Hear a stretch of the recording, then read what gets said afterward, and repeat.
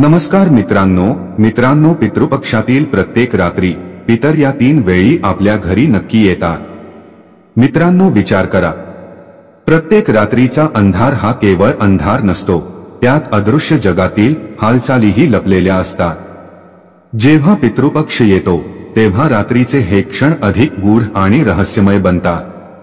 आपले पूर्वज ज्यांनी कधी काळी या पृथ्वीवर श्वास घेतला, ज्यांनी आपल्यासाठी तप केले, ज्यांनी कुटुंबाचा आणि वंशाचा पाया घातला, ते कोणत्याही अदृश्य मार्गाने आपल्याकडे परत येतात। असे म्हटले जाते की पितृपक्षात रात्री 3 विशेष वेळ असतात, जेव्हा आकाश आणि पृथ्वीमधील द्वार उघडले जाते।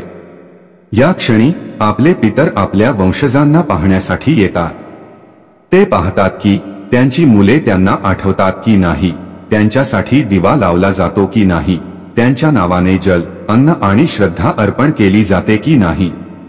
कल्पना करा, पूर्ण घर शांत आहे, सर्वत्र रात्रीची गाढ शांतता पसरलेली आहे, पण त्याच वेळी अंगणात लावलेल्या दिव्याची ज्योत हलते, जणू काही ती अदृश्य उपस्थिती जाणवत आहे। हेच ते क्षण आहे जेव्हा आपले पितर जवळ येऊन बसतात।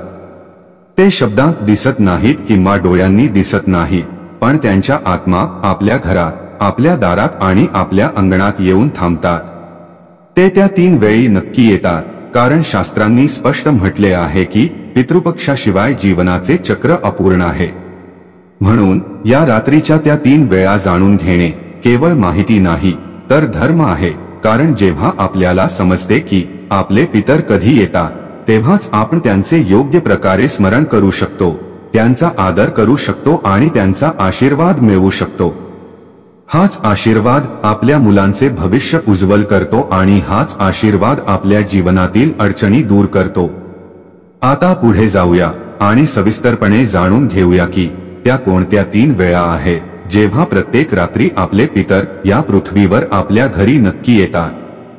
पण प्रेक्षक हो, पुढे जाण्यापूर्वी मी तुम्हाला एक अत्यंत गंभीर गोष्ट सांगू इच्छितो, जी आपल्या प्राचीन धर्मग्रंथ गरुड पुराणात स्पष्टपणे सांगितली आहे की पितृपक्षाच्या काळात कोणतीही कथा किंवा कर्मकांड जर ते मध्येच सोडले तर ते केवळ ज्ञानापासून वंचित होणे नाही, तर ते पापाच्या श्रेणीत येते। कारण अपूर्ण कथा आणि अपूर्ण श्राद्ध मनात संशय, भ्रम आणि अपूर्ण सत्य सोडून जाते आणि हे अपूर्ण सत्य अनेकदा व्यक्तीला पितृदोष, त्रास आणि दुःखाच्या दिशेने ढकलते।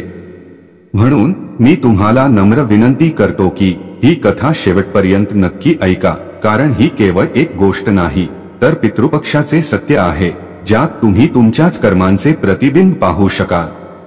कदाचित या कथेतील एक शब्द, एक प्रसंग तुमच्या जीवनाची दिशा बदलेल, तुम्हाला पापापासून वाचवेल आणि तुम्हाला त्या अंधारातून बाहेर काढेल ज्यात तुम्ही नकळतपणे अडकू शकता।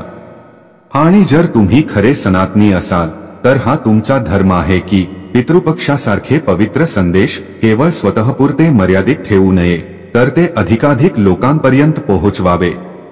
म्हणून या व्हिडिओला लाईक करा, आपल्या मित्र आणि कुटुंबासोबत शेअर करा आणि आमच्या ज्ञानसागर मराठी चॅनेलला सबस्क्राईब करायला विसरू नका, जेणेकरून पितृपक्षाशी संबंधित धर्म, सत्य आणि जीवनातील गूढ शिक्षण तुम्हाला सतत मिळत राहतील। तर चला, श्रद्धा आणि विश्वासाने पितृपक्षाच्या या कथेची सुरुवात करूया। हजारो वर्षांपूर्वीची गोष्ट आहे। वसंतपूर नावाचे एक नगर होते। त्या नगरात चंद्रसेन नावाचा एक अत्यंत प्रतापी आणि धर्मप्रिय राजा राज्य करत होता। राजा आपल्या प्रजेला मुलांप्रमाणे मानत असे। तो प्रजेचे रक्षण करणारा आणि न्यायप्रिय होता। राजाने 2 विवाह केले होते। महालात त्यांच्या 2 राण्या राहत होत्या, पण दुर्दैवाने 12 वर्षे विवाह होऊनही त्यांना कोणताही संतान झाला नाही। राजाने आपल्या 2ही राण्यांना सांगितले, 12 वर्षे झाली पण अजूनही आपल्याला संतान नाही, आता तर आशाही कमी होत आहे। राण्यांनी दुःखी मनाने सांगितले, राजन, आम्हाला खेद आहे की आम्ही तुम्हाला वारस देऊ शकलो नाही। जर तुमची इच्छा असेल तर तुम्ही आणखी एक विवाह करा। राण्यांची संमती मिळाल्यानंतर राजाने 3रा विवाह केला आणि काही काळ 3ऱ्या राणीसोबत आनंदाने राहू लागला। पण वेळ निघून गेला तरी 3ऱ्या राणीलाही संतान झाली नाही। हे पाहून राजाचे मन उदास झाले। त्याने विचार केला, कदाचित दोष राण्यांमध्ये नाही तर माझ्यातच आहे. मी व्यर्थच राण्या जमा करत आहे आणि त्यांचे जीवन कष्टमय बनवत आहे. जर पुत्र व्हायचा असता तर एका राणीलाही झाला असता. अनेक राण्यांचा काही उपयोग नाही. राजाला आठवले की त्याच्या आईने त्याला सांगितले होते, तुझा जन्मही एका संताच्या आशीर्वादाने झाला आहे. राजाला वाटले की जर एखाद्या संतमहात्म्याच्या कृपेने त्याचा जन्म होऊ शकतो तर संतान प्राप्तीचा मार्गही तिथूनच निघेल. त्याने हेही मानले की हा दोष केवळ त्याचा नाही तर पूर्वजांनाही असाच अनुभव आला आहे.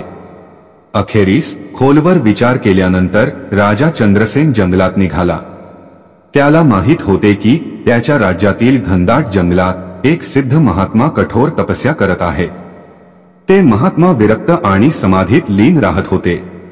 कधीतरीच समाधीतून बाहेर येत आणि काही काळासाठी लोकांना दर्शन देत.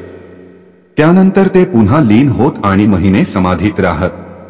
राजाला माहित होते की अशा तपस्वी महात्म्याला भेटणे हे नशिबाची गोष्ट आहे. राजाचे मन श्रद्धेने भरले आणि तो त्यांच्या दर्शनासाठी पोहोचला. 3-4 तास धीराने वाट पाहिल्यानंतर महात्म्याची समाधी तुटली. त्यांनी डोळे उघडले आणि समोर राजा चंद्रसेनला पाहिले. महात्म्याने राजाला पाहून विचारले, महाराज, तुम्ही येथे कोणत्या उद्देशाने आला आहात? तुम्ही या जंगलात माझ्याकडे का आला आहात? तेव्हा राजाने महात्म्याला आपली व्यथा सांगितली. गुरुदेव, मी 3 विवाह केले पण आजही मला पुत्र नाही. ही माझी सर्वात मोठी चिंता आहे. कृपा करा जेणेकरून माझ्या महालातही संतान सुख आणि आनंदाचा प्रकाश येईल. महात्म्याने शांत स्वरात उत्तर दिले, राजन, तुझ्या नशिबात पुत्रसुख लिहिलेले नाही, पण तू राजा आहेस. तुझ्यावर संपूर्ण राज्याची जबाबदारी आहे. तुला एक वारस हवा आहे. ही केवळ तुझी समस्या नाही. अनेक राजांना हेच दुःख भोगावे लागले आहे. कधी कधी याचे कारण नशीब असते आणि कधी कधी राजाची स्वतःची चूक. जे राजा दारू पितात, वेश्यांच्या चरणी लिप्त राहतात, त्यांना पुत्र कसा मिळेल? राजा धर्मात्मा आणि एकनिष्ठ असावा. जर पुत्र हवा असेल तर एका पत्नीसोबत पवित्र जीवन जगायला हवे. ठीक आहे, आता या गोष्टी सोडून दे. प्रजेच्या भल्यासाठी मी तुला एक पुत्र देईन, पण त्यासाठी तुला परिश्रम करावे लागेल. एवढे बोलून महात्मा पुन्हा समाधीत जाण्यासाठी तयार झाले. जाताना त्यांनी सांगितले, राजन, आमच्याकडे एक पोपट आहे. त्याला तुझ्यासोबत घेऊन जा. हा पोपट सामान्य नाही. हाच तुला मार्ग दाखवेल. त्याला श्रद्धेने पाळ. तोच तुला पुत्रप्राप्तीचा मार्ग सांगेल. एवढे बोलून महात्मा समाधीत लीन झाले. राजा चंद्रसेनने तो पोपट घेतला आणि महालात परत आला. तो पोपट खरंच काही सामान्य प्राणी नव्हता. तो महात्म्याच्या सेवेत राहून खूप ज्ञानी झाला होता. काही दिवसांतच राजाला समजले की हा पोपट दिव्य ज्ञानाने परिपूर्ण आहे. त्याच्यासमोर कोणताही विद्वान राजा हळूहळू त्या पोपटाला सल्ला विचारू लागला. जेव्हाही दरबारात एखादी कठीण समस्या येई, ज्याने राजा गोंधळात पडे, तेव्हा तो आधी पोपटाला सल्ला विचारत असे आणि मग निर्णय देत असे. चोर किंवा मोठ्या प्रश्नांच्या वेळी पोपने दिलेल्या सल्ल्याने राजा कधीही अपयशी झाला नाही. 1 वर्षापेक्षा जास्त काळ निघून गेला. राजा पोपटाला सोबत घेऊन राज्याचा कारभार चालवत राहिला, पण पुत्रप्राप्तीचा विचार त्याच्या मनात आला नाही. ना राजाने विचारले ना पोपने स्वतः काही सांगितले. एक दिवस मोठ्या राणीने राजाला आठवण करून दिली, राजन, तुम्ही हा पोपट एका विशेष कारणाने आणला होता. राजकुमार मिळवण्यासाठी. आता वेळ आली आहे की तुम्ही त्याला उपाय विचारा. राजाला आठवण झाली आणि तो पोपटाला म्हणाला, पोपटा, मी तुला एका विशेष उद्देशाने आणले होते. मला 3 राण्या आहेत, पण कोणताही पुत्र नाही. आता तरी काही मार्ग सांग. पोपट हसून उत्तरला, लग्न करत जा. थांबण्याची वेळ मी स्वतःच सांगे.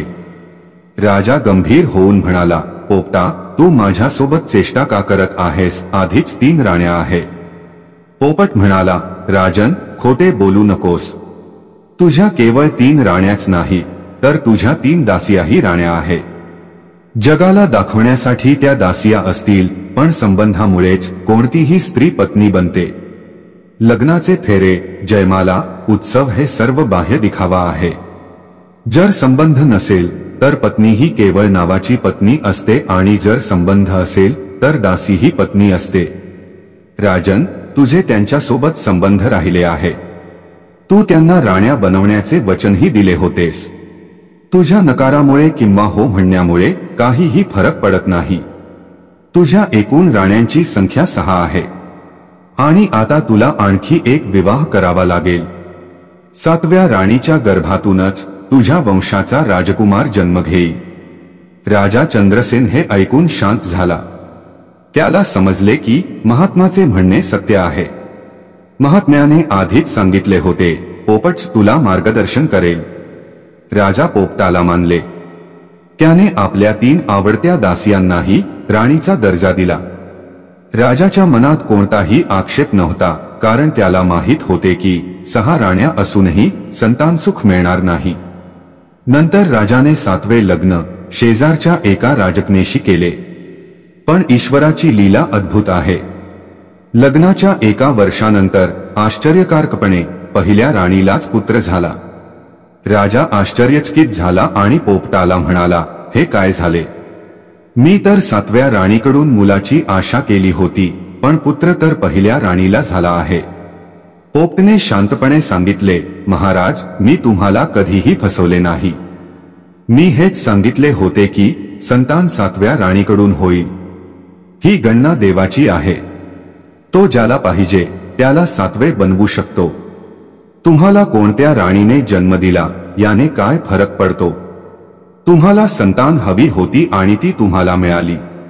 राजाने आनंदाने आपल्या सर्व राण्यांना सांगितले, आता तुमच्यापैकी कोणीही हे समजू नये की राजकुमार फक्त एकाची संतान आहे.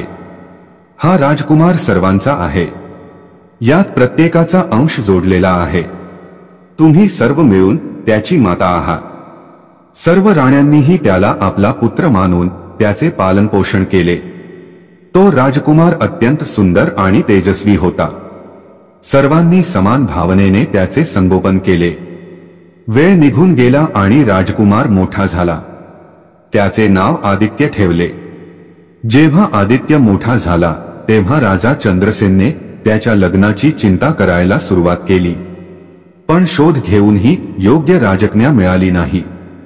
तेव्हा राजाने पुन्हा पोपटाला सांगितले, पोपटा, बघ, राजकुमारासाठी राजकन्येचा शोध सुरू आहे. दरबारी पंडित लागले आहे, पण यश मिळत नाहीये. तू ज्ञानी आहेस, भविष्य जाणतोस, काही उपाय सांग. पोपट नम्रपणे म्हणाला, राजन, मी कधी म्हटले की मला 12 वर्षांचे पुढे मागे ज्ञान आहे? मला तर काही दिवसांचेच ज्ञान आहे. हो, पण मी तुमच्या आज्ञेचे पालन नक्कीच करीन. मीही राजकुमारासाठी राजकन्येचा शोध घेईन. पोपट उडून गेला. अनेक दिवस फिरल्यानंतर तो परत आला आणि राजाला म्हणाला, महाराज, राजकुमार आदित्यसाठी एक अनुपम सुंदरी मिळाली आहे. तिचे नाव चंद्रकला आहे. ती कलिंग देशाचा राजा सुबोधनची कन्या आहे. पण हे लग्न शक्य नाही वाटत, कारण सुबोधन तुमचा शत्रू आहे आणि तुमच्यापेक्षा खूप शक्तिशालीही आहे. माझे मत आहे की तुम्ही कोणत्याही सामान्य राजकन्येशी त्याचे लग्न लावून द्या. सर्व स्त्रिया देवाने बनवलेल्या आहेत. सर्व समान आहेत. सुंदरता आणि सामान्यतेमध्ये कोणताही भेद करू नये. राजाने गंभीरपणे उत्तर दिले, पोपटा, तुझे म्हणणे खरे आहे. मी स्वतः अनुभवले आहे. माझ्या राण्यांमध्ये राजकन्याही होत्या आणि सामान्य दासियाही होत्या. सर्व सारख्याच निघाल्या. स्त्रियांमध्ये कोणताही भेद नाही. पण ही केवळ माझ्या मानण्याची गोष्ट नाही. आपण राजा लोक आहोत आणि राजकुमाराचे लग्न पहिल्या राणीच्या योग्य अशा राजकन्येशीच व्हायला हवे. तू माझा सर्वात मोठा हितचिंतक आहेस. काहीतरी उपाय कर जेणेकरून राजकुमार आदित्यचे लग्न त्याच राजकन्या चंद्रकलाशी होईल. पोपट म्हणाला, महाराज, एकदा पुन्हा विचार करा. कलिंगचा राजा सुबोधन तुमचा शत्रू आहे. लग्नाला जरी तो तयार झाला तरी तो वैर ठेवू शकतो. पण तुम्ही माझे काहीच ऐकले नाही आणि मलाच राजकन्येकडे पाठवले. पोपट समजला की राजा आपल्या हट्टावर अडून बसला आहे. तो राजकुमार आदित्यचे एक सुंदर चित्र घेऊन उडून गेला आणि कलिंग राज्यात पोहोचला. राजमहालात जाऊन तो थेट राजकन्या चंद्रकलाच्या कक्षात पोहोचला. राजकन्येने पाहिले की एक अद्भुत पोपट तिच्या कक्षात आला आहे. ती त्याला पकडण्यासाठी पुढे सरकली तेव्हाच तो पोपट माणसासारखा बोलला, राजकुमारी, मी तुमचा शुभचिंतक आहे. मी वसंतपूरहून आलो आहे आणि तेथील राजकुमार आदित्यचा संदेश आणला आहे. पोपटने राजकन्येला चित्र दिले. पोपट माणसासारखा बोलू शकतो हे पाहून राजकन्या आश्चर्यचकित झाली. चित्र पाहताच तिचे मन मोहित झाले. पोपट म्हणाला, हे आमच्या राज्यातील राजकुमार आदित्यचे चित्र आहे. त्याच्यासारखा सुंदर, सुशील आणि सत्यप्रिय राजकुमार जगात दुसरा नाही. जशी तुम्ही परमसुंदरी आहात तसाच तो परम तेजस्वी आहे. देवाने तुम्हा दोघांची जोडी खास बनवली आहे. पण तुमचे लग्न कठीण आहे कारण दोन्ही राज्यांमध्ये जुने शत्रुत्व आहे. राजकन्या म्हणाली, हे काय झाले? चूक पूर्वजांची आणि शिक्षा आम्हाला. मला कोणासोबतही वैर नाही. जुने शत्रुत्व मिटवलेही जाऊ शकते. मग तिने दृढ स्वरात सांगितले, पोपटा, मी स्वतः हे शत्रुत्व मिटवे. तुम्ही राजकुमाराला समजावा. मी लग्नाला तयार आहे. तुम्ही जिथे बोलवाल मी तिथे येईन. पोपट म्हणाला, ठीक आहे. मी पुढच्या आठवड्यात पुन्हा संदेश घेऊन येतो. पोपट तेथून निघून गेला. पण राजकन्येचा अंगरक्षक हे सर्व पाहत होता. तो मनातल्या मनात राजकन्येवर प्रेम करत होता आणि तिला कोणत्याही प्रकारे आपली पत्नी बनवू इच्छित होता. त्याला वाटले की हा बोलणारा पोपटच त्याच्या मार्गातील अडथळा आहे. त्याने पाहिले की राजकन्या त्या चित्राला हृदयाशी धरते, कधी त्याला चुंबन घेते, कधी न्याहाळते. अंगरक्षक समजला की राजकन्येचे मन दुसर्येवर गेले आहे आणि हे सर्व त्या पोपटाने केले आहे. त्याने मनातल्या मनात विचार केला, महालात मी राजकन्येला स्पर्शही करू शकत नाही. ती जंगलातही जात नाही. एकच उपाय आहे, या पोपटाला पकडून मारून टाकू. इकडे पोपट परत राजदरबारात आला आणि राजाला म्हणाला, महाराज, मी राजकन्या चंद्रकलाला भेटून आलो आहे. ती राजकुमार आदित्यला मनापासून आवडते आणि लग्नासाठी तयार आहे. पण अडचण ही आहे की कलिंगच्या दरबारात तुमचे नाव घेणेही गुन्हा आहे. विचार करा, जिथे तुमचे नाव घेणे मना आहे तिथून राजकन्येला लग्न करून आणणे केवळ स्वप्नच आहे.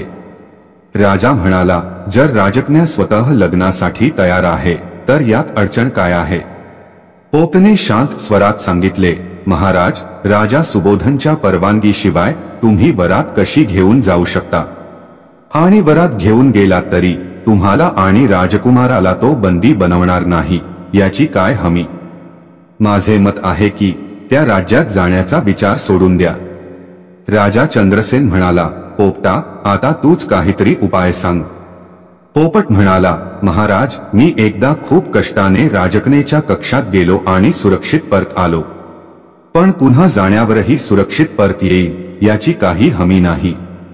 म्हणूनच मी म्हणतोय की राजकन्या आणि राजकुमाराच्या लग्नाचा विचार सोडून द्या.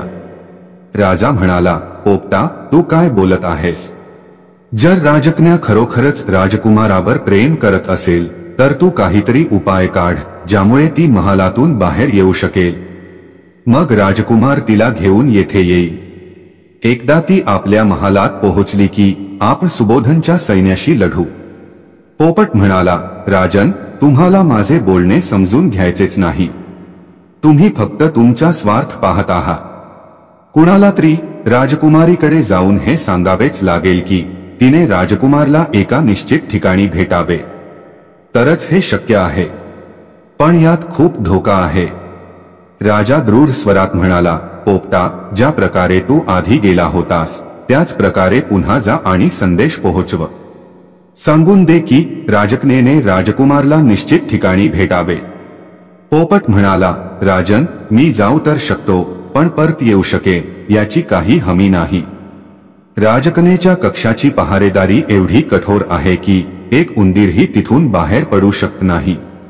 राजा म्हणाला, तर मग चिंता कशाची? जेव्हा तू कक्षात जाऊ शकतोस तर बाहेर पडण्याचाही उपाय शोध. राजकन्येचीच मदत घे. पोपट म्हणाला, राजन, प्रत्येक ठिकाणी मदत मिळणे शक्य नसते. जर राजकन्या माझी मदत करेल तर संशय निर्माण होईल आणि ती स्वतःच बंदी होईल. म्हणूनच मी म्हणतो की हा विचार सोडून द्या. राजा रागाने म्हणाला, पोपटा, तू पुन्हा पुन्हा निरर्थक गोष्टी का करत आहेस? मी राजा आहे आणि आदेश देतो की तू राजकुमाराचे पत्र घेऊन जा. पत्र राजकुमाराच्या भल्यासाठी लिहून घे आणि ते तिला दे. पोपट समजला की राजाचे हृदय आता केवळ आपल्या पुत्राच्या आनंदासाठीच धडधडत आहे.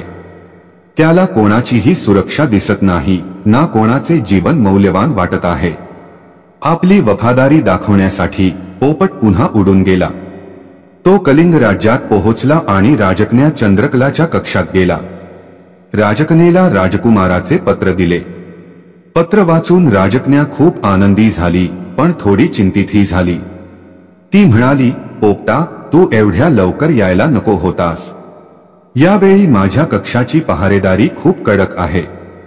जर कोणी तुला पकडले तर मीही तुझे रक्षण करू शकणार नाही. पोपट म्हणाला, राजकुमारी, जर माझ्यावर खरोखरच काही संकट आले तरीही तुम्ही माझी मदत करू नका. कारण जर तुम्ही मदत केली तर तुम्ही स्वतःच अडकून जाल. दोघेही खोलीत हळूहळू बोलत होते, पण बाहेर तो अंगरक्षक, जो मनातल्या मनात राजकन्येवर प्रेम करत होता, तिच्या प्रत्येक हालचालीवर नजर ठेवून होता. राजकन्येला हे माहीतच नव्हते की तिचा अंगरक्षक तिच्यावर नजर ठेवून आहे.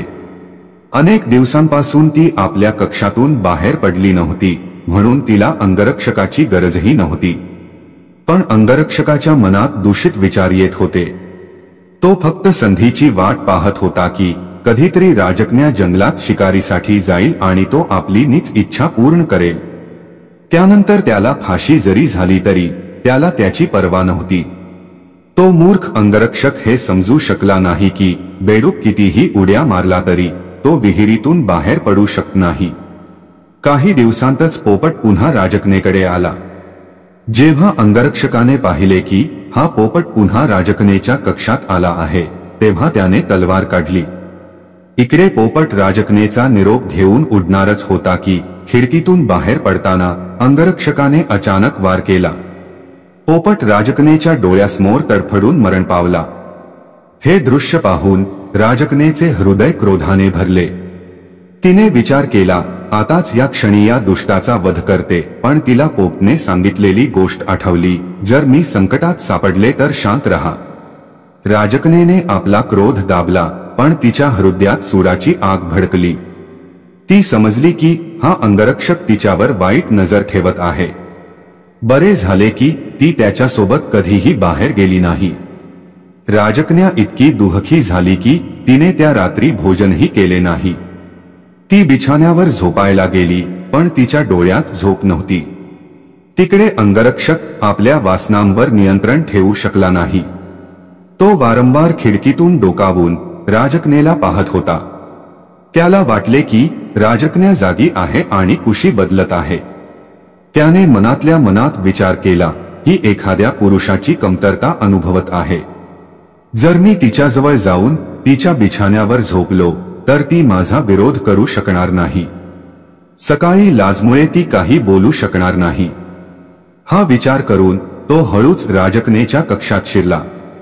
त्याला काय माहित होते की राजकन्या आधीच सावध बसली आहे. जसा तो बिछाण्याजवळ पोहोचला, राजकन्येने पूर्ण शक्तीने तलवारीचा वार केला. क्षणातच अंगरक्षकाची मान धडापासून वेगळी झाली.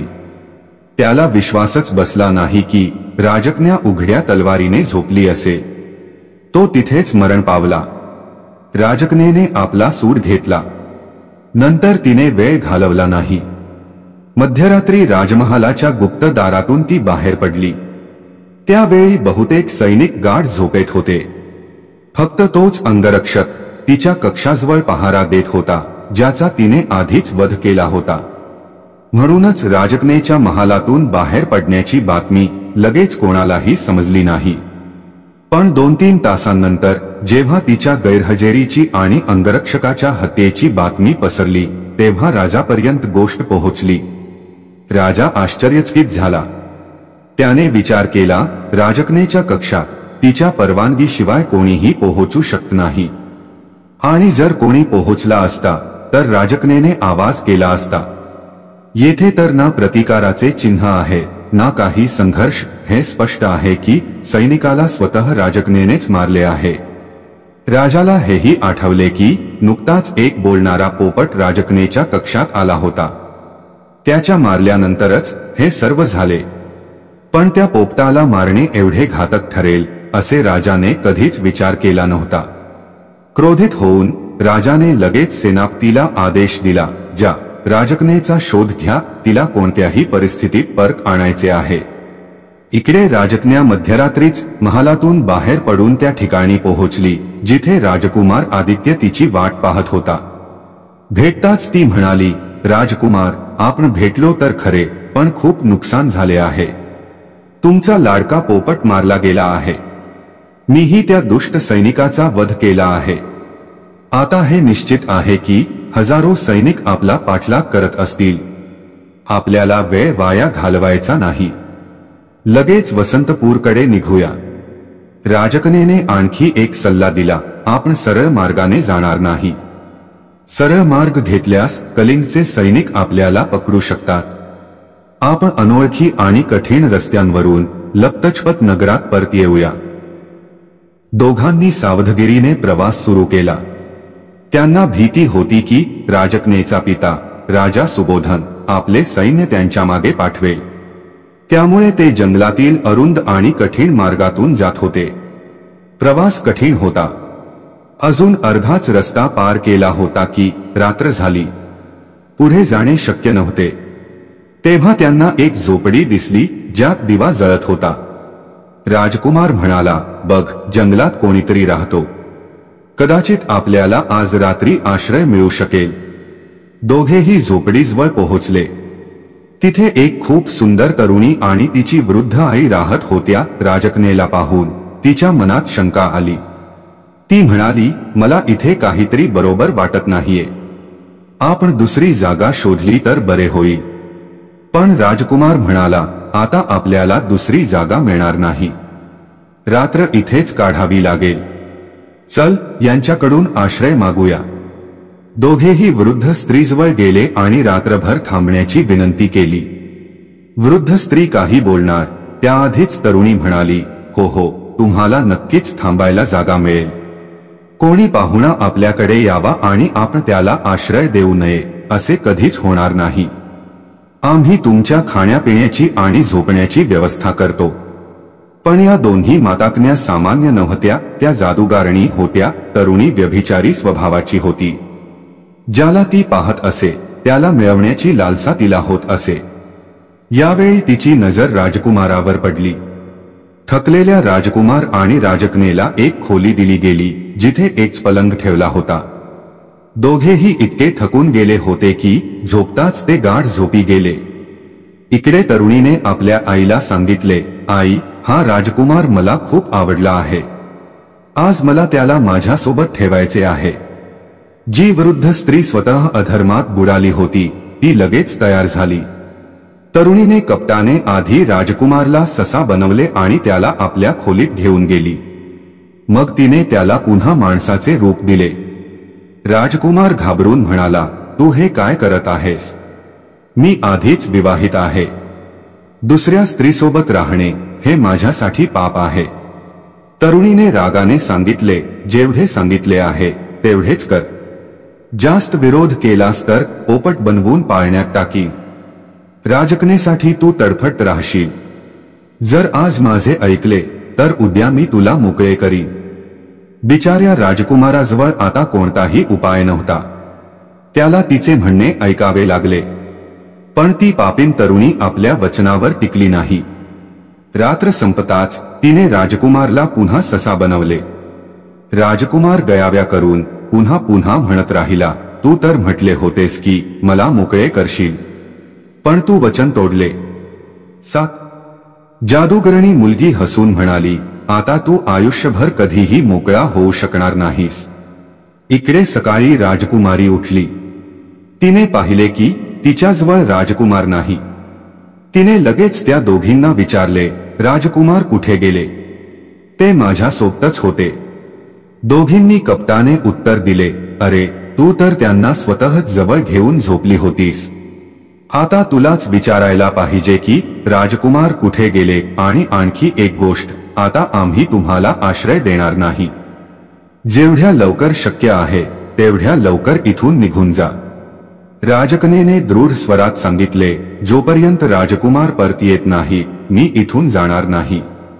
तेव्हा ती म्हातारी म्हणाली, अरे वेडी, जे झोपेत सोडून पळून जातात ते पुन्हा परत येत नाही. राजकुमार तुला सोडून पळून गेला आहे, आता परत जा. राजकन्येला त्या दोघींच्या बोलण्यावर विश्वास बसला नाही. पण हेही खरे होते की राजकुमार तिथे नव्हता. दुःखी मनाने तिला हे मानावे लागले की राजकुमार कुठेतरी गेला आहे. आता ती काय करणार? राजकन्येने स्वतःच शोध घेण्याचा निश्चय केला. स्त्रीरूपात जंगलात चालणे धोकादायक होते. तिने लगेच आपल्या थैलीतून राजकुमाराचे कपडे काढले आणि घातले. कमरेला तलवार आधीच बांधलेली होती. आता ती एका राजकुमारासारखी दिसत होती. राजकुमाराच्या शोधात ती जंगलात दूरवर निघून गेली. इकडे त्याच जंगलात पंथनगरचे राजा विशाल शिकारीसाठी आले होते. राजा हरणांना शोधत होते, पण दाट झाडीत लपलेला एक सिंह अचानक त्यांच्यावर तुटून पडला. सिंहाच्या हल्ल्याने राजाच्या हातून तलवार सुटली. ते सिंहाच्या जबड्यात अडकणारच होते तेव्हाच राजकन्येने हे दृश्य पाहिले. ती धावत पोहोचली आणि आपल्या साहसाने तिने सिंहाचा वध केला. राजाचे प्राण वाचले. राजा विशाल आश्चर्यचकित झाले. त्यांना वाटले की हा कोणीतरी राजकुमार आहे. ते म्हणाले, बेटा, आज तू माझे प्राण वाचवले आहेस. मी तुझ्या उपकाराची परतफेड कशी करू हे मला समजत नाही. मला कोणताही वारस नाही. जर तू स्वीकार करशील तर आजपासूनच मी तुला माझा वारस घोषित करतो. राजाला हे माहीत नव्हते की समोर राजकन्या आहे, राजकुमार नाही. राजकन्येने मनातल्या मनात विचार केला, बरे झाले की हा राजा मला राजकुमार समजतोय. जर मी याच्या सोबत गेले तर मला सुरक्षितता मिळेल आणि राजकुमाराचा शोधही घेता येईल. मला हे नक्कीच जाणून घ्यायचे आहे की आदित्यने मला झोपेत का सोडले, तो कोणत्याही संकटात तर नाहीये. तिने राजाची विनंती स्वीकारली. राजा विशाल आपल्या महालात पोहोचले आणि राजकन्येला राजकुमार घोषित केले. आता ती पंथनगर राज्यात राहू लागली. पण तिच्या मनात बेचैनी कायम होती. राजकुमाराचा शोध घेण्याचा विचार प्रत्येक क्षणी तिच्या हृदयाला झोंबत होता. प्रेम कमी होण्याऐवजी अधिक खोल झाले. रात्री तिला झोप लागत नव्हती आणि दिवसा शिकारीच्या निमित्ताने ती त्याच ठिकाणी जात असे जिथे ती आईमुलगी राहत होत्या. तिला शंका होती की तिथेच काहीतरी रहस्य दडले आहे, पण कोणताही ठोस पुरावा तिच्या हाती लागला नाही. इकडे राजा विशाल यांचे एक गुरु होते. ते वर्षातून एकदा दरबारात येत आणि जंगलात तपस्या करत. राजा त्यांचा विशेष आदर करत असे. पण यावेळी राजाला आपला मित्र सुबोधकडे कलिंगला जायचे होते. जाताना त्यांनी राजकन्येला, जी सर्वांना राजकुमार वाटत होती, सांगितले, गुरुदेव कधीही येऊ शकतात. त्यांच्या स्वागतात कोणतीही कमी ठेवू नकोस. एवढे बोलून राजा कलिंगसाठी निघाला. राजा गेल्याच्या दुसऱ्याच दिवशी त्यांचे गुरुदेव दरबारात आले. जेव्हा त्यांना समजले की राजा स्वतः उपस्थित नाही तेव्हा ते थोडे निराश झाले. त्यांनी विचार केला, राजाला तर माहीत होते की मी दरवर्षी याच वेळी येतो, मग ते का निघून गेले? तेव्हा राजकन्या, जिने राजकुमाराचे रूप धारण केले होते, पुढे आली आणि नम्रपणे म्हणाली, गुरुदेव, तुम्हाला येथे कोणत्याही प्रकारची गैरसोय होणार नाही. मी तुम्हाला राजाच्या विशेष शयन कक्षात थांबवतो. हीच राजाची आज्ञाही आहे आणि हाच योग्य शिष्टाचार आहे. गुरुदेव तिथे थांबले. राजकन्येने सांगितले, महाराज, मी तुमचे पाय दाबतो. पण महात्म्याने डोळे मिटून घेतले आणि सांगितले, जे रूप तू दाखवत आहेस ते तुझे खरे रूप नाही. तू स्त्री आहेस. माझ्या चरणांना स्पर्श करू नकोस, अन्यथा मला स्त्री स्पर्शाचा दोष लागेल. राजकन्या आश्चर्यचकित होऊन म्हणाली, गुरुदेव, जर तुम्हाला माहीत झाले आहे की मी स्त्री आहे तर हेही माहीत असेल की मी राजा सुबोधनची कन्या आहे. मी माझ्या प्रिय राजकुमारासोबत पळून आले होते, पण राजकुमारने मला झोपेत सोडून दिले आणि तो निघून गेला. कृपया मला सांगा की माझा राजकुमार कुठे आहे? तो जिवंत आहे की नाही? महात्मा काही वेळ शांतपणे ध्यानात लीन राहिले. मग ते म्हणाले, बाळा, तुझ्या राजकुमारने तुला फसवले नाही. तो स्वतःच फसवणुकीचा बळी ठरला आहे. ती म्हातारी आणि तिची मुलगी जादूगरणी आहे. त्यांनी राजकुमाराला ससा बनवून कैद केले आहे. राजकन्या म्हणाली, गुरुदेव, कृपया काहीतरी उपाय सांगा जेणेकरून मी माझ्या राजकुमाराला मुक्त करू शकेन. महात्मा म्हणाले, बाळा, त्या म्हातारीच्या घराच्या मागे एक ताडाच्या झाडावर एक हंडी मडके लटकलेली आहे. त्यातच त्यांची सर्व जादू आहे. जर तू त्या हंडीला बाणाने भेदले तर त्यांची शक्ती नष्ट होईल आणि राजकुमार आपल्या मूळ रूपात परत येईल. मग तू त्याला तुझ्यासोबत घेऊन जाऊ शकतेस. राजकन्येने नमस्कार करून सांगितले, गुरुदेव, मला आशीर्वाद द्या की मी यशस्वी होऊन परत येईल.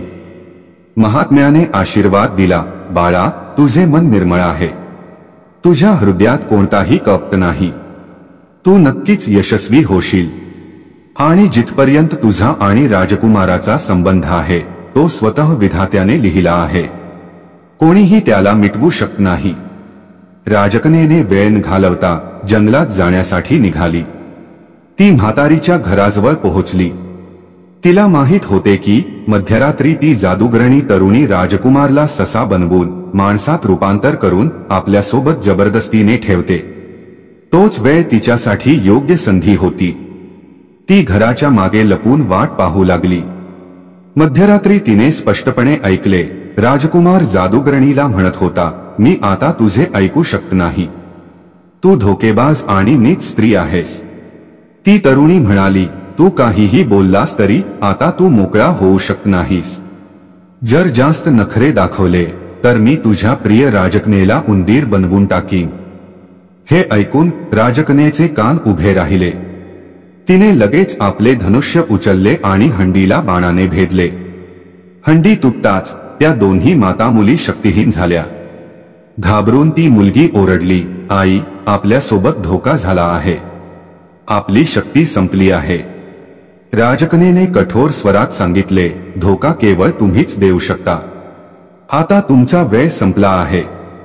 फसवणूक करणे किती मोठा गुन्हा आहे हे आता तुम्हाला स्वतःच समजेल.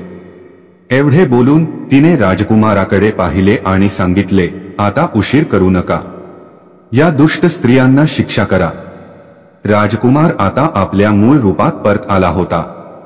तो अग्नीसारखा क्रोधित झाला. दोन्ही माता मुली घराच्या मागील बाजूला पळू लागल्या, पण राजकन्येने लक्ष साधून बाण चालवला आणि क्षणातच दोघींचा अंत केला. राजकुमार त्या कैदेतून मुक्त झाला होता. राजकन्या त्याला घेऊन पंतनगरच्या राजा विशालकडे पोहोचली. राजाला जेव्हा दोन राजकुमार एकत्र दिसले तेव्हा त्याला आश्चर्य वाटले. राजा विशालने विचारले, बेटा, हा दुसरा राजकुमार कोण आहे? तेव्हा राजकन्येने नम्रपणे पूर्ण कथा सांगितली, महाराज, मी कोणताही राजकुमार नाही तर राजकुमारी आहे. मी तुमच्या मित्र राजा सुबोधनची कन्या आहे. हे वसंतपूरचे राजकुमार आदित्य आहेत आणि माझे होणारे पती आहेत. माझ्या वडिलांच्या आणि त्यांच्या राज्याच्या जुन्या शत्रुत्वामुळे मला इथपर्यंत यावे लागले. आता मी तुम्हाला पिता मानले आहे. आता तुम्ही माझे लग्न लावून द्या किंवा माझ्या वडिलांप्रमाणे मला सोडून द्या. 9. राजा विशाल खोलवर विचारात पडले. ते म्हणाले, बाळा, मी तुला माझा वारस बनवले होते कारण तू माझे प्राण वाचवले होतेस. तू माझ्यासाठी केवळ वारस नाही तर माझ्या मुलासारखा आहेस. मी तुला कसे सोडू शकतो आणि जिथपर्यंत तुझ्या वडिलांचा प्रश्न आहे त्यांना तुला स्वीकार करण्याचा काय अधिकार आहे? मी स्वतः त्यांना बोलावून लग्नात उपस्थित करीन. राजा विशालने लग्नाचा दिवस निश्चित केला. आसपासच्या सर्व राजांना निमंत्रण पाठवले. राजा सुबोधनलाही निमंत्रण पाठवले गेले आणि राजा चंद्रसेनलाही की त्यांनी आपल्या मुलाच्या लग्नात उपस्थित राहावे. हळूहळू लग्नाचा शुभ दिवस आला. सर्व राजे विशालच्या दरबारात आले. लग्नाच्या वेळी राजा सुबोधनने मुलीकडे पाहून सांगितले, ही मुलगी तर माझ्या मुलीसारखी दिसते. मला माहित नाही ती कुठे गेली होती. जर आज मला ती मिळाली असती तर मी तिचे लग्न मोठ्या थाटामाटात लावले असते. तेव्हा राजा विशाल हसून म्हणाले, महाराज, हिला आपली मुलगी मानून आशीर्वाद द्या. राजा सुबोधन आशीर्वाद देण्यासाठी पुढे सरकले तेव्हा त्यांच्या डोळ्यातून अश्रू वाहू लागले. राजकन्या म्हणाली, वडील, मी तुमच्या डोळ्यात अश्रू पाहू शकत नाही. मीच तुमची कन्या चंद्रकला आहे. जर तुम्ही मला दोषी मानत असाल तर शिक्षा द्या. राजा सुबोधनची वाणी भरून आली. ते म्हणाले, बाळा, मी तुला शिक्षा कशी देऊ शकतो? माझ्याकडे तुझ्याशिवाय दुसरे कोण आहे? तू चांगलेच केलेस की पळून जाऊन आपल्या जीवनाचा निर्णय घेतलास. तू माझे बंद डोळे उघडलेस. नंतर मोठ्या आनंदाने राजकुमार आदित्य आणि राजकन्या चंद्रकलाचा विवाह संपन्न झाला. लग्नानंतर राजकुमार आपल्या नगरात परत जाण्यासाठी निघाला. त्याचे वडील स्वतः त्याला घ्यायला आले होते. तेव्हा राजकुमाराच्या वडिलांनीही सांगितले, माझ्याकडे दुसरा कोणतीही संतान नाही. आता मी हे राज्यही आदित्यला देतो. बाळा, तुम्ही दोघांनी शतकानुशतके जुने शत्रुत्व मिटवले आहे. अशा प्रकारे राजकुमार आणि राजकन्येला एका नव्हे तर 3 राज्यांची जबाबदारी मिळाली. ते धर्म आणि प्रेमाने राज्य करू लागले आणि प्रजा आनंदाने राहू लागली. प्रेक्षक हो, या संपूर्ण कथेत जे गूढ भाव दडलेले आहे ते केवळ एका राजकुमार आणि राजकन्येच्या संघर्षाची गाथा नाही, तर आपल्या जीवनाशी आणि विशेषतः पितृपक्षाच्या पवित्र काळाशी खोलवर जोडलेले संदेशही देतात. पितृपक्ष तो काळ आहे जेव्हा आपण आपल्या पूर्वजांचे स्मरण करतो, त्यांच्या प्रती श्रद्धा अर्पण करतो आणि आपल्या जीवनात त्या शिकवणींचा अवलंब करण्याचा संकल्प घेतो ज्या आपल्याला योग्य मार्ग दाखवतात. पहिली शिकवण आपल्याला मिळते की कपट आणि फसवणूक कधीही टिकू शकत नाही. ज्या प्रकारे त्या जादूगरणी आई मुलीने आपल्या कपटाने आणि जादूने राजकुमाराला बंधक बनवले, ती फसवणूक जास्त काळ टिकली नाही. अखेरीस सत्य आणि धर्माचा विजय झाला. पितृपक्षाचाही हाच संदेश आहे की आपले पितर आपल्याला पाहत असतात. जर आपण कपट, पाप किंवा फसवणुकीचा मार्ग अवलंबला तर त्याचा नाश निश्चित आहे. पितरांना प्रसन्न करण्याचा खरा उपाय हाच आहे की आपण धर्माच्या मार्गावर चालावे, सत्याची साथ द्यावी आणि कपटापासून दूर राहावे. जसे हंडीला भेदताच सर्व मायाजाल तुटले, त्याचप्रमाणे पितरांचा आशीर्वाद पाप आणि फसवणुकीच्या बेड्या तोडून आपल्याला जीवनाची खरी स्वातंत्र्य देतो. दुसरी शिकवण या कथेतून ही मिळते की पूर्वजांनी दिलेली परंपरा आणि संस्कारच आपल्याला मोठ्या संकटातून बाहेर काढतात. जेव्हा राजकन्येने स्त्रीरूपातून बाहेर येऊन राजकुमाराचे रूप धारण केले आणि संकटांशी लढली, तेव्हा तिच्या आत्तीच शक्ती जागृत झाली जी तिला पूर्वजांकडून मिळाली होती. पितृपक्षाचे महत्त्वही हेच आहे की आपण आपल्या पूर्वजांच्या संस्कारांचे स्मरण करावे, त्यांचा आदर करावा आणि जीवनात त्यांना धारण करावे. जर आपण त्यांचे स्मरण करून श्राद्ध, तर्पण आणि आहुती देऊ तर ते आपल्या प्रत्येक संकटात रक्षक बनून उभे राहतील. राजकन्येचे धैर्य हे त्याच अदृश्य शक्तीचे प्रतीक आहे जी आपल्याला पितरांकडून प्राप्त होते. तिसरी आणि सर्वात मोठी शिकवण ही आहे की पितृपक्षात केवळ भोजन किंवा पिंडदान नाही, तर आपल्या कुटुंबाला आणि नात्यांना एकत्र आणण्याचा भावच खरे तर्पण आहे. जसे राजकन्या आणि राजकुमाराच्या भेटीमुळे 3 राज्यांचे शत्रुत्व संपले, त्याचप्रमाणे पितृपक्ष आपल्याला हेच शिकवतो की पूर्वजांची आत्मा तेव्हाच तृप्त होते जेव्हा आपण आपल्या जीवनातील वैर आणि भांडणे मिटवून एकता आणि प्रेमाचा मार्ग अवलंबतो. जर आपण आपल्या पितरांचे स्मरण करून कुटुंबात प्रेम, मोठ्यांचा आदर आणि लहान मोठ्यांमध्ये सलोखा कायम ठेवला तर हे सर्वात मोठे श्राद्ध असेल. कारण पितरांना हेच हवे असते की त्यांची मुले प्रेमाने राहावी, एकमेकांचा आधार बनावा आणि कोणालाही एकटे सोडू नये. म्हणून प्रेक्षक हो, ही कथा केवळ मनोरंजन नाही, ती आपल्यासाठी एक आरसा आहे. पितृपक्षाचा हा पवित्र काळ आपल्याला हेच सांगतो की धर्म आणि सत्य हीच सर्वात मोठी शक्ती आहे।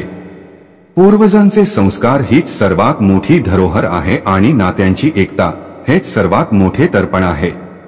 जर आपण या तीन गोष्टी आपल्या जीवनात उतरवल्या तर आपले पितर प्रसन्न होतील आणि त्यांचा आशीर्वाद आपल्यावर नेहमी राहील।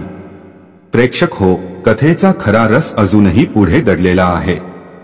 ही तर फक्त सुरुवात होती, कारण आता आपण त्या प्राचीन रहस्यमय प्रसंगांकडे पोहोचत आहोत ज्यांना पितृपक्षाच्या पौराणिक कथा म्हटले गेले आहे। शास्त्रात स्पष्ट लिहिले आहे की जो कोणी या कथांना श्रद्धा आणि एकाग्रतेने ऐकतो त्याचे पितर केवळ प्रसन्नच होत नाही तर आयुष्यभर त्याचे रक्षणही करतात। विचार करा, आपले पूर्वज ज्यांनी आपल्याला हे जीवन दिले ते स्वतः तुमच्या घरी येऊन आशीर्वाद देतील। यापेक्षा मोठे पुण्य काय असू शकते? तर चला पुढील कथांचे द्वार उघडूया, कारण या कथांमध्ये असे सत्य दडले आहे जे तुमचे जीवन बदलू शकते, तुमच्या पितरांना संतुष्ट करू शकते आणि तुमच्या वंशाला समृद्धीने भरू शकते।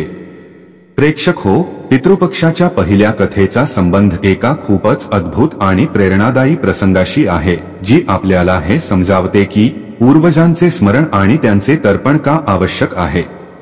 प्रेक्षक हो, असे म्हणतात की जेव्हा पितृपक्षाचा काळ येतो तेव्हा स्वर्गाचे द्वार उघडले जातात आणि आपले पितर जे आपल्याला या जगात घेऊन आले आहे ते आपल्या मुलांकडे मोठ्या आशेने पाहतात की आपली मुले आपल्याला आठवतील, आपल्याला अन्न आणि जल अर्पण करतील आणि आपल्याला आपल्या हृदयात स्थान देतील।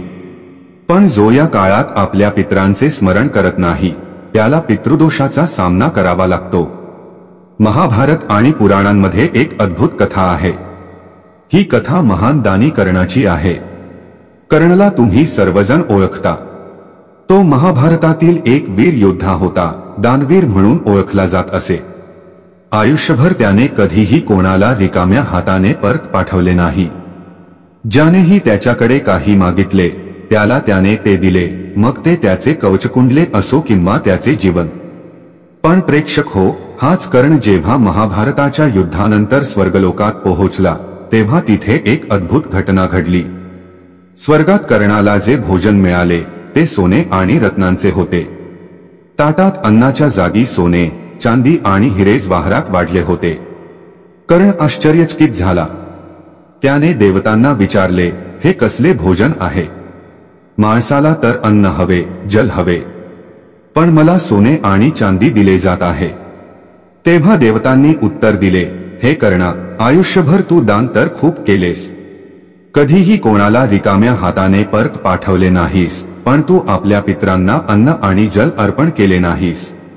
तू दानात सर्व काही दिले पण पितरांना जल आणि भोजन दिले नाहीस। याच कारणामुळे आज स्वर्गात तुला अन्नाच्या जागी सोने आणि चांदी मिळत आहे। हे ऐकून कर्ण खूप दुःखी झाला।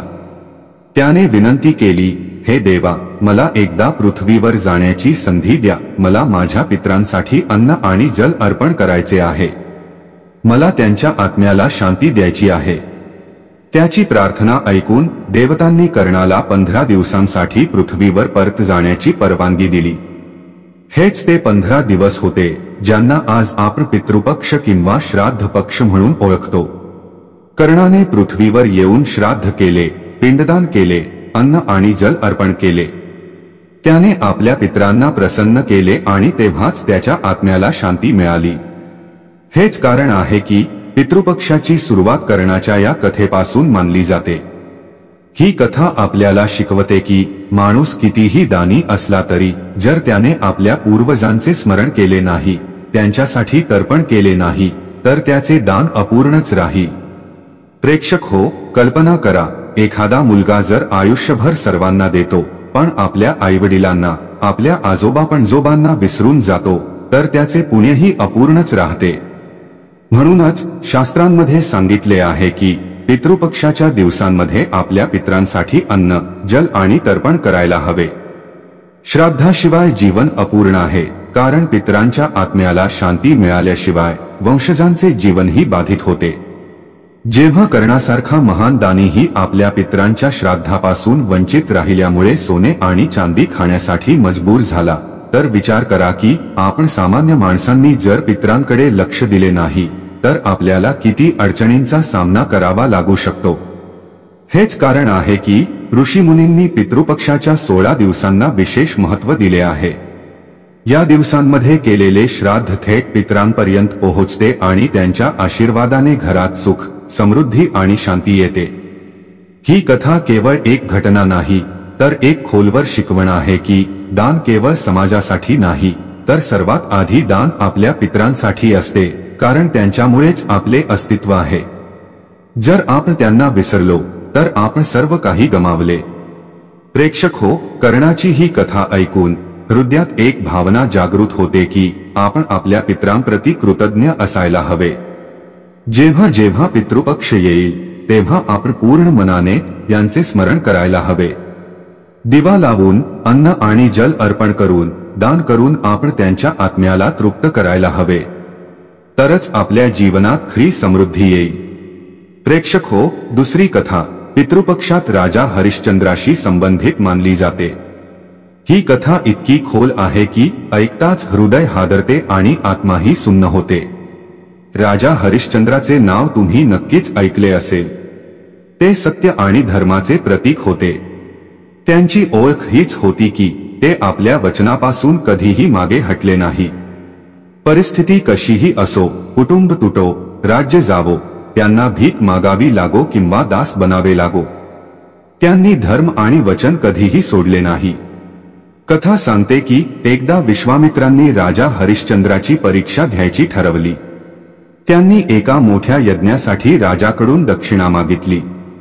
राजा हरिश्चंद्र म्हणाला, हे मुनी, मी जे काही वचन देतो ते पाळतो। तुम्ही जे मागाल ते मी नक्की देईन। मुनींनी त्यांच्याकडून त्यांचे संपूर्ण राज्यच दक्षिणा म्हणून मागितले। धर्मपरायण राजाने कोणताही संकोच बाळगता आपले राज्य मुनींना दिले।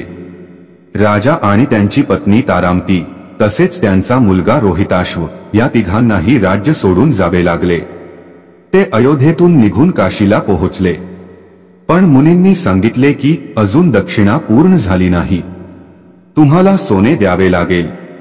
निर्धन झालेल्या हरिश्चंद्राकडे सोने कुठून येणार, तेव्हा मुनींनी आदेश दिला की जे काही धन मिळेल ते आणून द्या। दक्षिणा देण्यासाठी राजाने आपली पत्नी आणि मुलाला विकायचे ठरवले। कल्पना करा, एक राजा जो कधी अफाट संपत्तीचा मालक होता, आज तो आपली पत्नी आणि मुलाला विकण्यासाठी मजबूर आहे, फक्त यासाठी की त्याने वचन दिले होते आणि त्याला सत्याचे पालन करायचे होते। तारामती आणि रोहिताश्वला एका ब्राह्मणाने विकत घेतले। जेव्हा राजाने उरलेले धन गोळा करण्याचा प्रयत्न केला तेव्हा त्यालाही एका स्मशानात रखवालदार म्हणून विकले गेले। आता राजा हरिश्चंद्र स्मशानात काम करू लागले। त्यांचे काम होते मृत शरीरे जाळण्याचा कर वसूल करणे। वेळ निघून गेला। एक दिवस त्यांची पत्नी तारामती आपल्या मृत मुलाला घेऊन स्मशानात पोहोचली। हो, त्यांचा मुलगा सर्पदंशामुळे मरण पावला होता। आता त्या दृश्याच्या वेदनांचा विचार करा, आईचे रडणे आणि समोर तोच वडील उभा आहे जो आज स्मशानाचा दारोगा बनला आहे। जेव्हा तारामतीने आपल्या मुलाचा अंतिम संस्कार करायचा ठरवला तेव्हा राजा हरिश्चंद्रने कठोर स्वरात सांगितले, आधी कर दे, मगच आपल्या मुलाचा दाहसंस्कार कर। हा माझा धर्म आहे, मी माझ्या वचनापासून मागे हटू शकत नाही। त्या क्षणी पृथ्वी रडू लागली, आकाश थरथरले, देव विचलित झाले। एक वडील जो आपल्या मुलाचे शरीर पाहत आहे, एक पती जो आपल्या पत्नीचे अश्रू पाहत आहे, तरीही तो आपल्या धर्माचे आणि वचनाचे पालन करण्यासाठी कठोर बनून उभा आहे। हे दृश्य जगाच्या इतिहासात अद्वितीय आहे। त्याच वेळी देवता प्रकट झाले। इंद्रदेव आणि ब्रह्मदेव यांनी येऊन राजाला सांगितले, हे हरिश्चंद्र, ही तुझी परीक्षा होती। तू धर्म आणि सत्याच्या मार्गावर चालताना असह्य कष्ट सहन केलेस, पण तू वचनापासून ढळला नाहीस। हाच खरा धर्म आहे। तुझ्या या त्यागामुळे तुला अमृतत्व मिळेल। तुझे नाव युगायुगांपर्यंत सत्य आणि धर्माचे प्रतीक बनून राहील। राजा हरिश्चंद्राचा हा प्रसंग पितृपक्षात सांगितला जातो, कारण तो आपल्याला हे आठवण करून देतो की धर्माचे पालन हेच सर्वात मोठे तर्पण आहे। पितरांना प्रसन्न करण्याचा सर्वात मोठा मार्ग केवळ विधी नाही, तर आपल्या जीवनात सत्य, वचन आणि धर्माचे पालन करणे आहे. प्रेक्षक हो, या कथेचा आणखी एक खोलवर पैलू आहे. असे म्हटले जाते की जेव्हा आपण पितृपक्षात श्राद्ध करतो तेव्हा केवळ भोजन आणि जल अर्पण करणे पुरेसे नाही. आपल्याला आपले जीवनही धर्ममय बनवावे लागते. जर आपण खोटेपणा, ढोंगीपणा आणि अधर्मात लिप्त राहून पितरांचे तर्पण करतो तर ते तर्पण अपूर्ण राहते. पण जर आपण सत्य आणि धर्माच्या मार्गावर चालताना आपल्या पितरांना आठवतो तर ते नक्कीच प्रसन्न होतात. राजा हरिश्चंद्राचे दुःख आपल्याला हे शिकवते की जीवनात कोणतीही परिस्थिती आली तरी आपण आपल्या धर्मापासून दूर जायला नको. पितृपक्षाचा हाच संदेश आहे की पूर्वजांच्या स्मरणासोबतच त्यांनी दाखवलेल्या धर्ममार्गाचे अनुसरण करणेही तितकेच आवश्यक आहे. कल्पना करा, जर हरिश्चंद्राने आपल्या मुलाचे शव पाहून नियम तोडले असते तर ते आपल्या वचनापासून भटकले असते का? पण त्यांनी असे केले नाही. म्हणूनच ते आजही सत्यवादी हरिश्चंद्र म्हणून ओळखले जातात. हीच ती शिकवण आहे जी पितृपक्षाची दुसरी कथा आपल्याला देते. सत्य हेच सर्वात मोठे श्राद्ध आहे. धर्म हेच सर्वात मोठे तर्पण आहे. प्रेक्षक हो, तिसरी कथा भीष्म पितामहाशी संबंधित आहे, जी आपल्याला पितृऋण आणि धर्मपालनाची खोली समजावते. भीष्म पितामह महाभारतातील असे पात्र आहे ज्यांचे जीवनच त्याग आणि कर्तव्याचे दुसरे नाव आहे. त्यांचा जन्म गंगा आणि शांतनू यांच्या पोटी झाला होता. जेव्हा शांतनूने सत्यवतीशी लग्न करण्याची इच्छा व्यक्त केली तेव्हा सत्यवतीच्या वडिलांनी अट घातली की त्यांचीच संतान हस्तिनापूरचा राजा बनेल. तेव्हा देवव्रताने, जो पुढे भीष्म म्हणून ओळखला गेला, प्रतिज्ञा केली की तो आयुष्यभर लग्न करणार नाही आणि सिंहासनावर हक्क सांगणार नाही. हीच त्यांची भयंकर प्रतिज्ञा होती ज्यामुळे ते भीष्म बनले. आता कल्पना करा, एका मुलाने वडिलांची इच्छा पूर्ण करण्यासाठी आपले संपूर्ण आयुष्य पणाला लावले. केवळ राजसिंहासन सोडले नाही तर संतान सुखापासूनही वंचित राहिले. हा त्यांचा पहिला त्याग होता. पितृऋण फेडण्याचे एक अद्भुत उदाहरण. कथा सांगते की भीष्म पितामहाने आपले संपूर्ण आयुष्य धर्म आणि कर्तव्यासाठी अर्पण केले. ते कुरुवंशाचे रक्षक बनले, हस्तिनापूरच्या युवराजांचे गुरु बनले आणि महाभारत युद्धापर्यंत जिवंत राहिले. त्यांनी बाणांच्या शयेवर झोपून मृत्यूची निवडही तेव्हाच केली जेव्हा उत्तरायणाचा काळ आला. हे वरदान त्यांना त्यांच्या प्रतिज्ञा आणि तपस्येमुळे मिळाले होते. पितृपक्षात भीष्म पितामहाची कथा यासाठी सांगितली जाते कारण त्यांनी हे शिकवले की आईवडील आणि पूर्वजांचे ऋण जीवनापेक्षाही मोठे असते. त्यांच्यासमोर आपले सुख, आपले अधिकार आणि आपल्या इच्छांचा त्याग करावा लागतो. जेव्हा आपण आपल्या पूर्वजांना अर्पण करतो तेव्हा आपल्याला हे आठवण करून द्यायला हवे की त्यांनीही आपल्यासाठी आपल्या जीवनातील खूप काही त्यागले होते. भीष्माची ही कथा केवळ त्यागाची नाही तर धर्मपालनाचीही आहे. त्यांनी युद्धभूमीवरही धर्माचे पालन केले. जोपर्यंत त्यांच्या समोर प्रतिज्ञा होती तोपर्यंत त्यांनी कौरवांच्या बाजूने युद्ध केले. पण जेव्हा अर्जुन आणि शिखंडीने मिळून त्यांना पाडले तेव्हाही त्यांनी आपले वचन पाळले. मृत्यूची वेळही त्यांनी स्वतः निवडली. ही अद्वितीय शक्ती केवळ त्याच व्यक्तीला मिळते ज्याने आपले जीवन पूर्णपणे धर्माला समर्पित केले आहे. प्रेक्षक हो, ही कथा आपल्याला हा संदेश देते की पितृपक्ष केवळ पिंडदान आणि श्राद्धाचा काळ नाही, तर हे आपल्या जीवनाचे आत्मपरीक्षण करण्याचा काळ आहे.